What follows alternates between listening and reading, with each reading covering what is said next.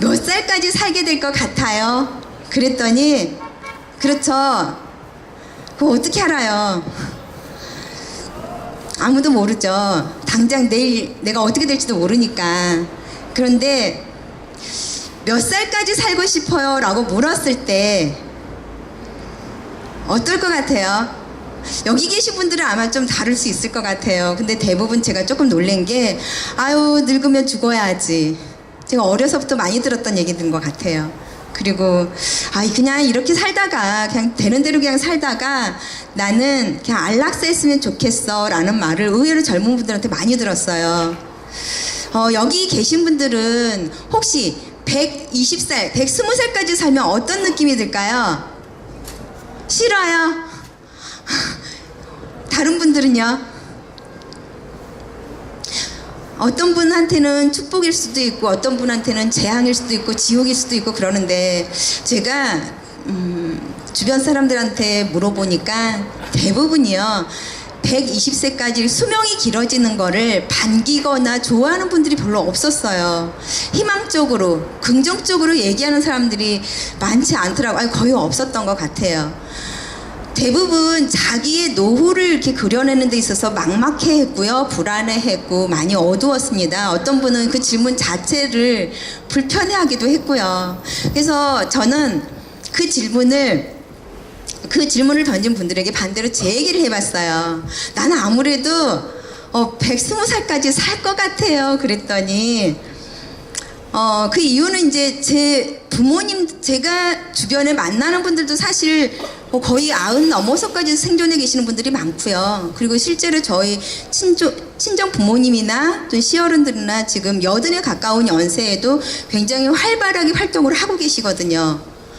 그리고 보통 동물의 그 수명을 정할 때는 그 성장 시기에 성장 기간에 6배만큼의 산다고 해요. 우리는 사람들은 20살까지 성장한다고 봤을 때 6배면은 120세잖아요. 그래서 이런 거 저런 거 봤을 때 정말 저는 120살까지 살게 될 것 같은 거예요.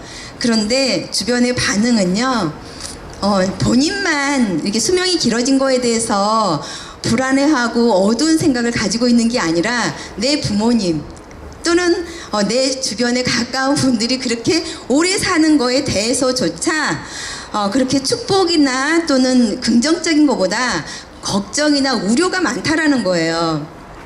그러면 애들은 어떨까요? 애들은 어떤 반응일까요? 제가 같은 질문을 우리 애들한테 해봤어요. 매번 느끼는데 그 애들은요 어떤 질문이든 간에 되게 심플하더라고요. 가능한 오래오래 행복하게 잘 살고 싶대요. 왜? 그랬더니 하고 싶은 게 되게 많대요. 예쁜 집도 지어서 마당 넓은 집에 살고 싶고, 그리고 선생님 노릇도 좀 해보고 싶고, 맛있는 것도 먹고 싶고, 그림도 마음껏 그리고 싶고, 하고 싶은 게 줄줄줄줄 나오는 거예요. 그래서 저는 생각했어요. 아마도 우리가 노년이라고 생각하는 그 이미지가 힘들고 외롭고 그 암울하다라는 생각들이 이미 바탕에 깔려 있구나. 그래서 쇠퇴, 태보 이런 이미지, 이런 시기로 이미 여기고 있구나라는 생각이 한편 들었고요. 그리고 또 하나는 아까 제가 이 공간이 이제 조금씩 익숙해지고 친숙해지니까 편안해지고 그냥 수용적이 되었다라는 말씀을 드렸었는데, 한 번도 자신의 그 미래에 대해서, 그 먼 미래에 대해서는 구체적으로 생각해 보거나 큰 그림을 그려본 적이 없어서 그런 것 같다라는 생각을 좀 했습니다. 혹시 기억하시는지 모르겠어요. 20살까지만 살고 싶어요 라는 영화 혹시 기억하시는 분 있죠? 예, 기억하시는 분들은 좀 비슷하신 연식이 좀 되신 분이라고 보는데요. 골수암을 가진 소녀가 당시에 그 라디오 방송에 사연을 계속 보내면서 이게 실화를 바탕으로 영화가 만들어지고 또 책으로 나오기도 해서 당시에 그 사람들의 크게 감동시키고 마음을 울렸던 영화인데요. 실제로 제 여고 친구들이 그 무렵에 나는 정말 20살까지만 살고 싶어요 라는 친구들이 꽤 있었어요. 그 20살 이후의 삶을 많이 두려워했고요. 그리고 어른이 되고 싶어 하지 않았어요.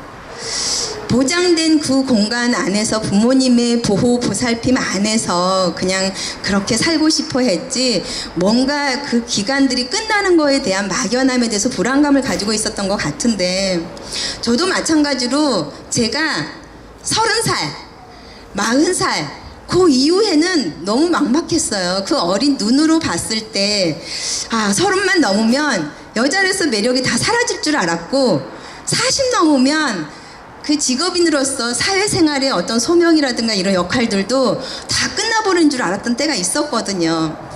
근데 막상 제가 지금 40대 중반이에요. 근데 이렇게 되고 보니까 제가 만나는 사람과 그리고 내가 주로 머무르는 그 장소, 공간들이 좀 폭이 이게 달라지다 보니까 30살이 될 때까지는 학교, 집, 가정, 그리고 어떤 꽉 짜인 사회 시스템, 이게 전부였는데, 그래서 그냥 그렇게 안에서 이렇게 쫓아가기가 바쁜 삶이었는데, 어느 날 엄마가 되고, 결혼을 하고 엄마가 되고, 또 다양한 어떤 사회 역할 속에서 있다 보니까 나이 들어간다는 거에 대해서 다시 한번 생각해 보게 되더라고요. 어른이 되어 간다는 것, 그리고 한 인간으로서 내 할 일, 나다운 일, 이런 거에 대해서도 한번 고민해 보게 되고요.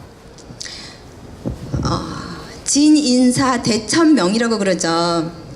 인간으로서 해야 할 일 다 하고 나면 하늘의 명을 기다린다고 그러는데, 그동안 그 우리 인간의 삶을 딱 세 단어로 표현을 한다고 하면 어떤 분은 그러더라고요. 생명, 생활, 진화, 이 세 단어로 표현을 하더라고요. 제가 이게 사실은 30대 초반에 다니던 그 교육 회사에서 처음 접했던 그 단어고 문장이었는데요. 그때는 그 어떤 의미인지를 사실 잘 몰랐어요. 그런데 나름대로 이제 그간에 쭉 삶이 좀 축적이 되다 보니까 생명이라는 게 누구든 살아갈 명을 부여받고 살아가는구나 라는 부분으로 이렇게 나름대로 정리가 되고요. 생활이라는 게 나날이 살아나는 삶, 그리고 진화라는 게 스스로 어떤 성장과 발전을 거듭해 나가는 과정, 이렇게 해석이 되면서 내가 이렇게 살아가는 전 과정에서는 나만의 어떤 명이 있을 거고, 그리고 그게 일상에서 나날이 살아가는 살아나는 과정을 통해서 성장과 그리고 자기 완성의 과정이겠구나. 그리고 내게 주어진 어떤 수명이라는 것들도 이게 그 삶의 끝이 아니라 나를 점점 완성해 나가는 그 과정이겠구나라고 이렇게 정리가 되더라고요. 그리고 아예 제가 나는 그래 120살까지 살게 될 것 같아 라고 수용하고 받아들이게 되고 나니까요, 어떤 일이 좀 생기는지 아세요? 첫 번째는 그냥 받아들이니까 마음에 여유가 생기더라고요. 그래서 40대 중반이니까 전체 해봐야 3분의 1? 절반도 안 산 거예요. 그러니까 무엇이든 다시 시작할 수 있겠다 라는 부분도 생기고요. 그리고 직장에서는 은퇴라는 게 있잖아요. 그런데 내 삶에 있어서는 은퇴라는 게 없는 거예요. 내 성장과 성숙, 생명, 생활, 진화, 이렇게 해나가면서 나를 점점 완성해 나가는 과정이겠구나 하다 보니까 은퇴라는 거, 어떤 멈춤이라는 게 크게 이제 의미가 없어지면서 여유가 생기더라고요. 자, 두 번째, 주어진 시간, 나한테 주어진 시간과 이 생명 에너지를 어떻게 쓸까라고 고민을 하게 되더라고요. 그리고 내가 쓸 수 있는 시간들을 길게 계산을 하게 돼요. 그리고 그러면 나는 이거를 무엇을 위해서 써볼까? 그리고 그 긴 시간 동안 어떻게, 또 어떤 사람들과 더불어서 함께 하고 싶은가? 이렇게 큰 그림과 함께 조각조각 하고 싶은 것들이 모아지기 시작하는 거예요.